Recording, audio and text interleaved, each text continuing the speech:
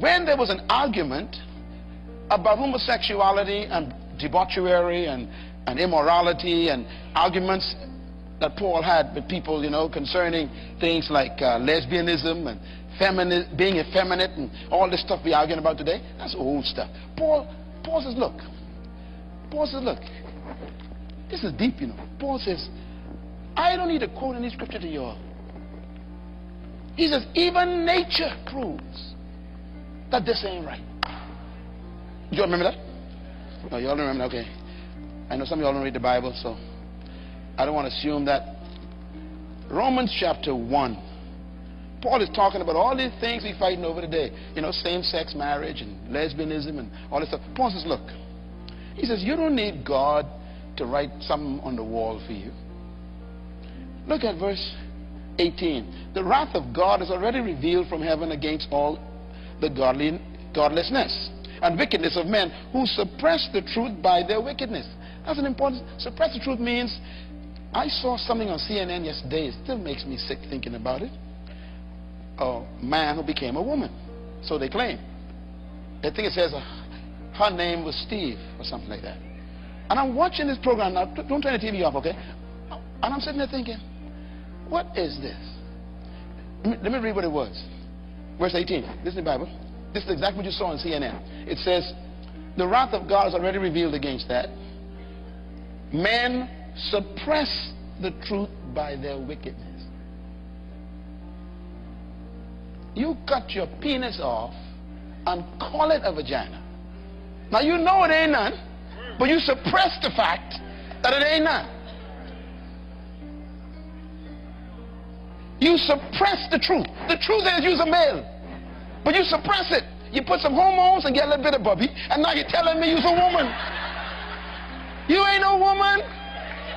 Anybody with me here? They suppress the truth. The honest truth is I'm a male. What did I say? Oh, sorry. Boy, my daytime stuff comes out sometime. Tell your neighbor, tell the truth. Let me tell you something. All my homosexual friends, I love you guys and girls, lesbians. But you are simply dishonest. If you want to have that kind of sex, just say so. But don't try to convince us to sanctify it, sanction it, and give it dignity. Just say that's what you want to do, that's all. If you want to use an exit as an entrance, just tell me the honest truth.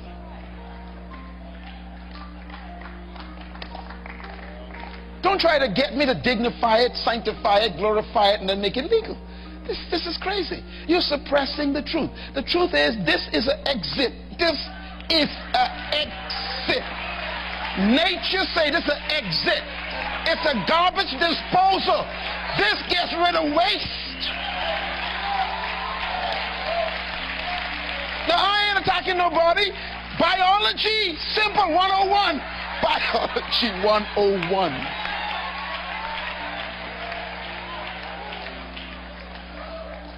It's a law. The law of my rectum is excretion. It's a law. No legislation can transform that into something else.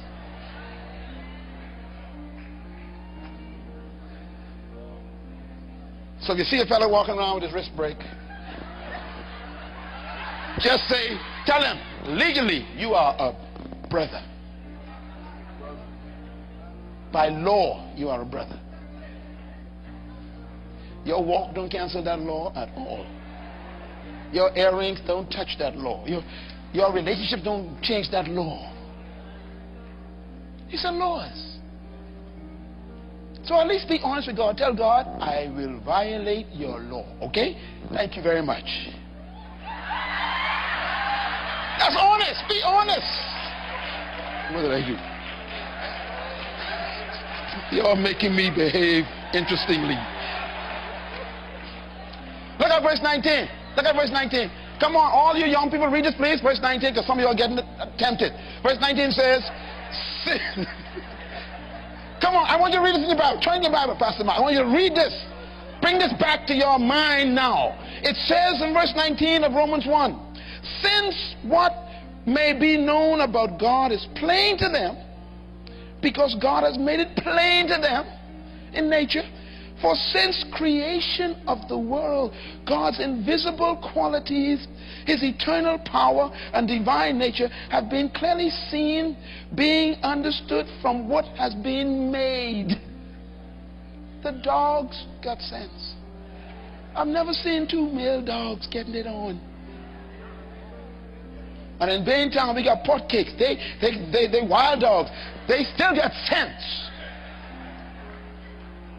He said it's made plain through what? Creation. So that men are without excuse. See that? It's a law. These laws are built into nature. Oh, by the way, you might read the next one. For although they knew God, they go to church, take communion. Yes, they knew God.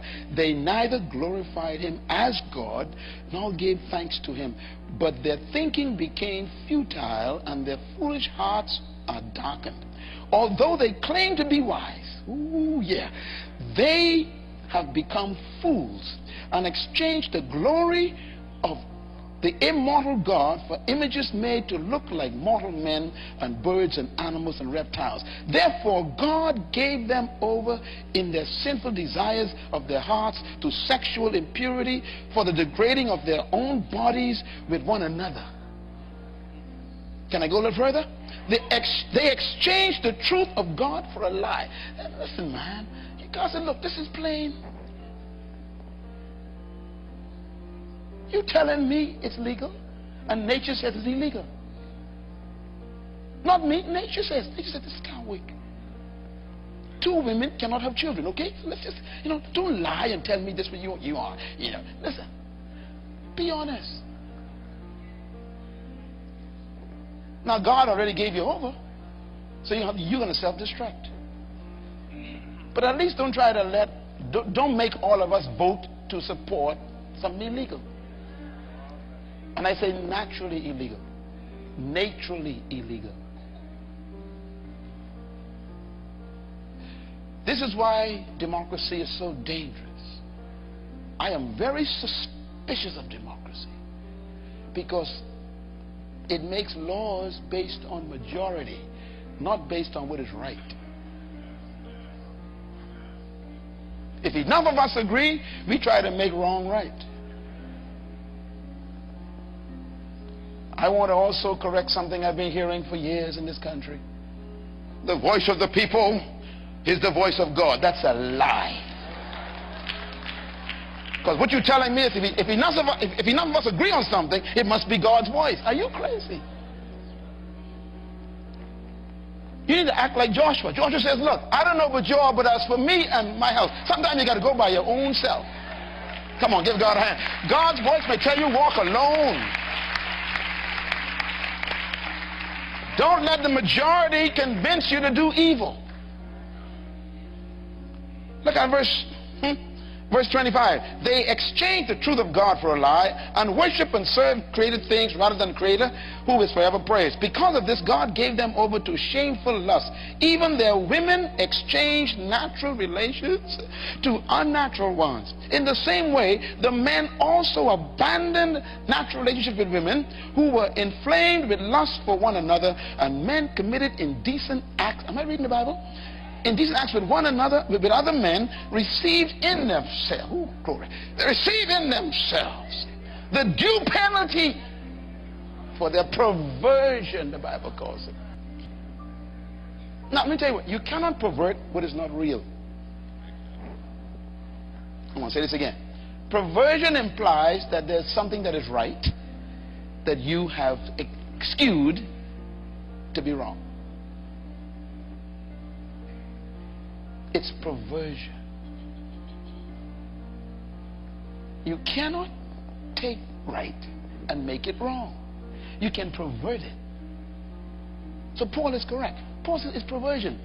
Sex is good, but you can pervert it. You cannot pervert what is not present and what is not good. It has to be present first. Then you pervert it. It's like using a knife that you bought to slice tomatoes and you slice someone's throat. The knife is innocent, but you perverted the knife and made it a weapon. So, as a male, I am pure. And Pastor Richard is a male, he's pure. But we're not built to go together. But we can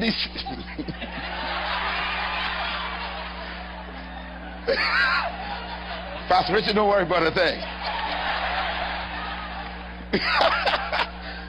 But we can decide, that's the problem, to come together. That's called perversion of the male entity. Perversion. Now, if you try to sanctify perversion, dignify perversion, and then legalize perversion, it's impossible. Because it will never work. Two males cannot produce. Cannot. They can pass all the laws they want. They can have operations, surgery. They cannot. It will never work.